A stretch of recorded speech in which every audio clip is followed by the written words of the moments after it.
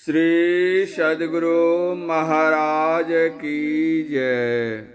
पूज्यपाद महर्षि संत सेवी परमहंस जी महाराज का प्रवचन। भारत सभी देशों का धर्म गुरु है।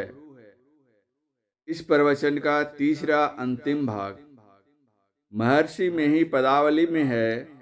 छट छट छट छट बिजली छटके, भोर का तार दिखाता है। चंदा उगत उदय हो, रवि हो, धूर शब्द मिल जाता है। हजरत मूसा ने अपने शिष्यों से कहा था कि मैं तब तक सफ़र करता रहूँगा जब तक दो दरिया मिल नहीं जाएगी। मूसा सफ़र करता रहा, करते करते दो दरिया मिल गई और उससे एक मछली निकलकर आगे चली गई। ये दो दरिया और मछली क्या है? यह बाहर दुनिया की दरिया और बाहर की मछली नहीं है। ईड़ा और पिंगला गंगा और यमुना नदी है। ये दोनों धारें जहाँ जाकर मिलती हैं तो सूरत आगे बढ़ती है। सूरत का आगे बढ़ना ही दरिया से मछली का आगे निकलना है। मछली के संदर्भ में हमारे गुरु महाराज कहते हैं, सुखमन के झीना नाल से अमृत की धारा बही रही। मीन सूरत धार धर भाठा से सीरा चढ़ी रही। मीन कहते हैं मछली को। अब संत कबीर साहब की वाणी सुनिए, वे क्या कहते हैं। और जो कोई अंतर साधना करते हैं तो वे अंतर ज्योति और अंतर्नाद को प्राप्त करते हैं। उन्हीं को वर्णित मछली का सही ज्ञान होता है। विमल विमल अनहद धुनि बाजे, सुनत बने जाको ध्यान लगे। सिंगी नाद शंख धुनि बाजे, अबूझा मन जहाँ केली करे। दह की मछली गगन चढ़ी गाजे, बरसत अमी रस ताल भरे। कबीर साहब यहाँ मछली की चर्चा करते हैं और कहते हैं, दह की मछली गगन चढ़ी गाजे, अर्थात पानी में रहने वाली मछली आकाश में विचरण करती है। जिनको संतों की सांकेतिक परिभाषिक शब्दों का ज्ञान नहीं है, वे कहेंगे, अरे मछली दरिया में, समुद्र में चलेगी कि आकाश में उड़ेगी। उत्तर में निवेदन है कि कथित मछली पृथ्वी तल पर के जल की मछली नहीं है और न बाह्याकाश की बात कही गई है। यह अंतराकाश की बात है। जबकि साधक पिंड में गोता लगाकर ब्रह्मांड की सैर करता है। इसके स्पष्टीकरण के लिए संत कबीर साहब की वाणी सुनिए। डुबकी मारी समुद्र में, निकसा जाए आकाश। गगन मंडल में घर किया, हीरा पाया दास। विचारणीय विषय है। डुबकी लगाते हैं समुद्र में और निकलते हैं आकाश में, यह कैसी बात है? ये संतों की पारिभाषिक शब्द है। जो अपने अंदर डुबकी लगाते हैं तो उनकी सूरत उधर्वगामी होकर आगे बढ़ती है। तुलसी साहब के वचन में आया है, सहस कमल दल पार में, मन बुद्धि हिराना हो। प्राण पुरुष आगे चले, सोई करत बखाना हो। संत गुलाल साहब कहते हैं, उलटी देखो घट में ज्योति पसार।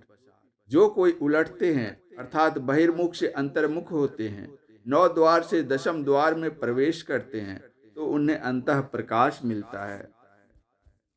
बिनु बाजे तह धुनि सब होवे, विगसी कमल कचनार। वहां कोई बाजा नहीं है, लेकिन सभी प्रकार के बाजों की आवाज होती है। सभी प्रकार के बाजों की आवाजें होती हैं। विगसी कमल कचनार का तात्पर्य है कि विभिन्न प्रकार के प्रकाश प्रकाशित होते हैं। पैठी पताल सुर शशि बांधो, साधो त्रिकुटी द्वार।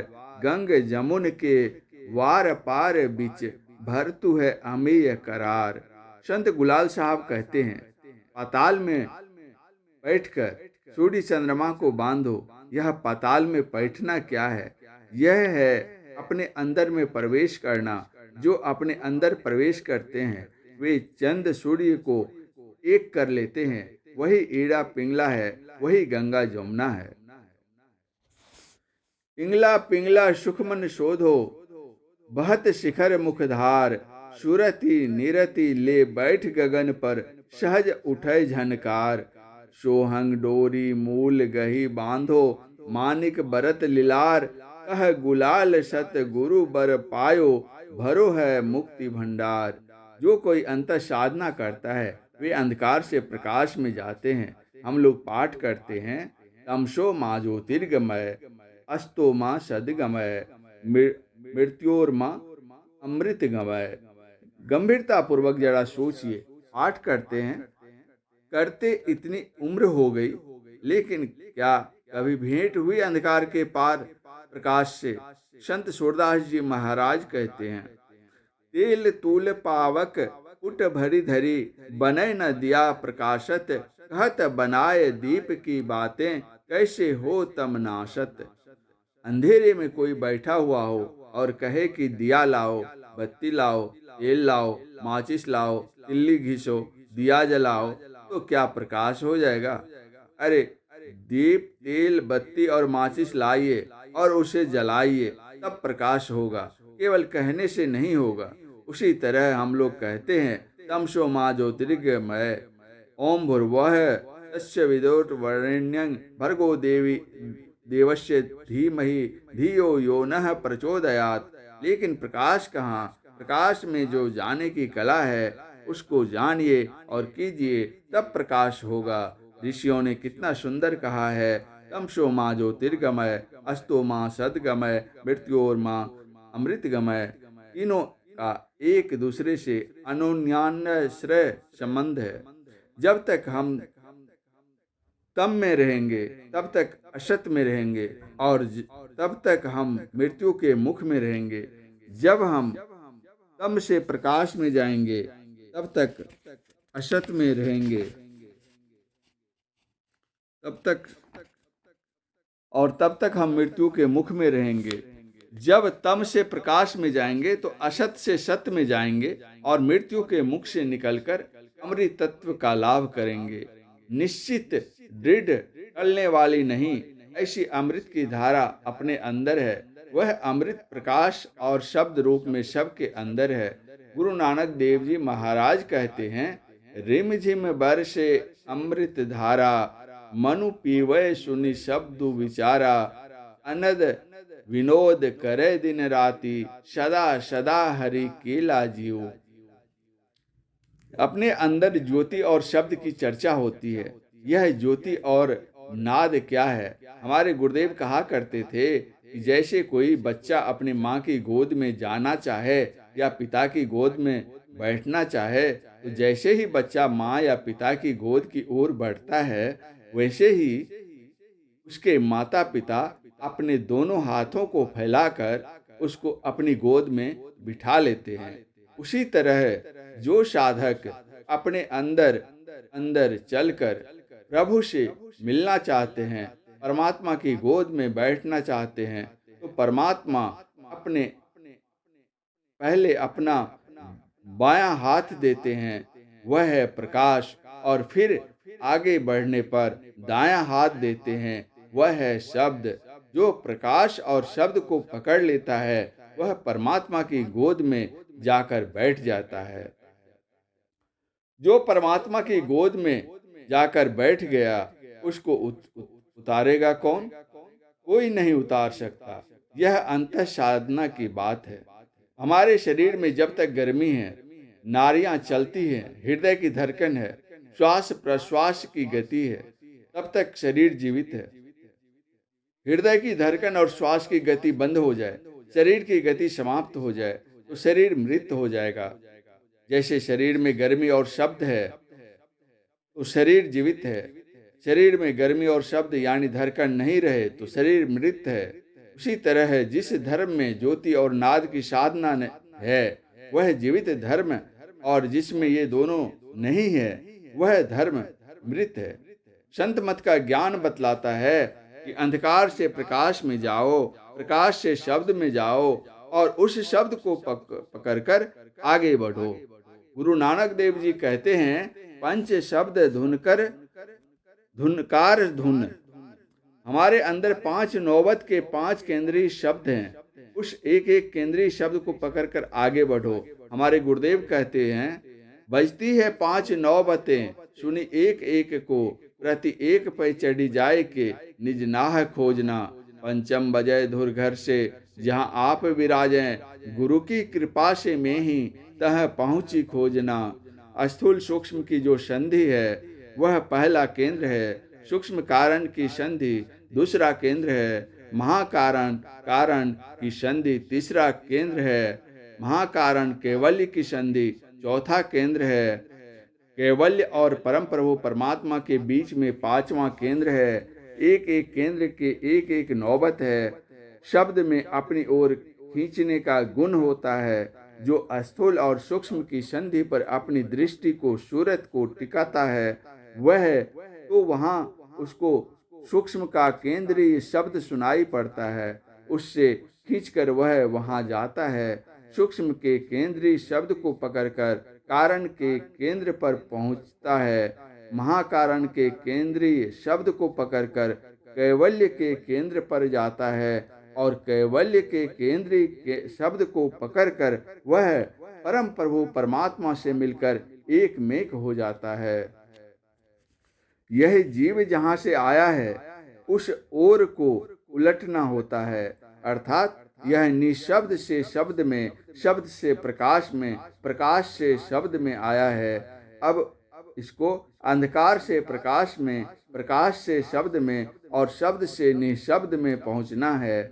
महर्षि में ही पदावली में है, तम प्रकाश अरु शब्द निशब्द की कोठरी, चारों कोठरिया अहई अंदर घट कोटरी।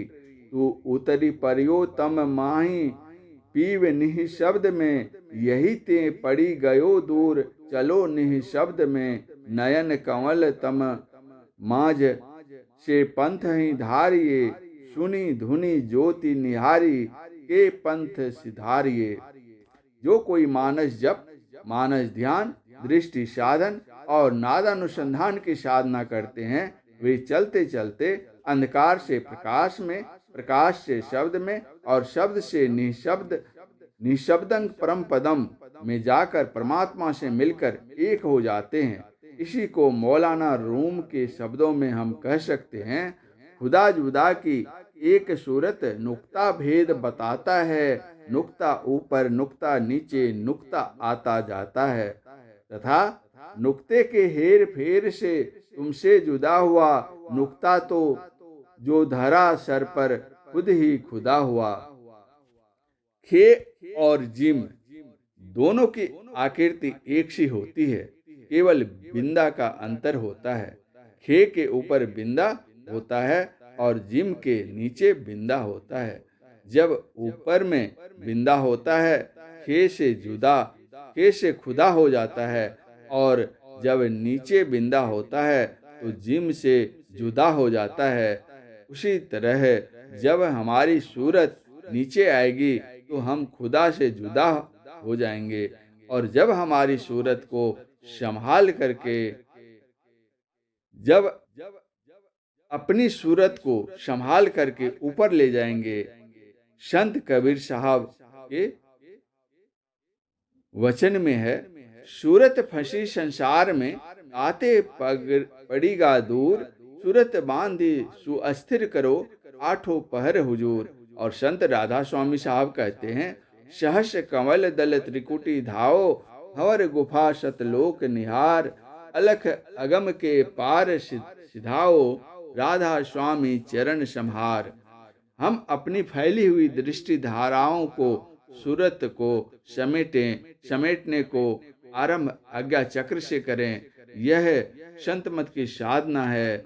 इसमें बाह्य उपकरण की कोई आवश्यकता नहीं है, इसको सब कोई कर सकते हैं। भगवान श्री राम ने अपनी प्रजा को उपदेश देते हुए कहा था, सरल सुखद मार्ग यह भाई, भगति मोरी पुराण श्रुति गाई।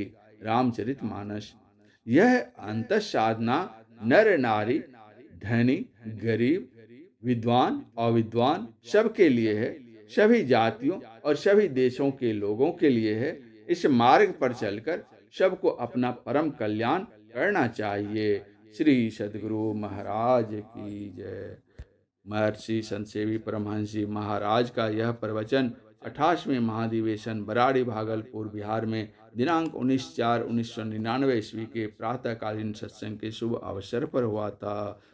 श्री सद्गुरु महाराज की जय।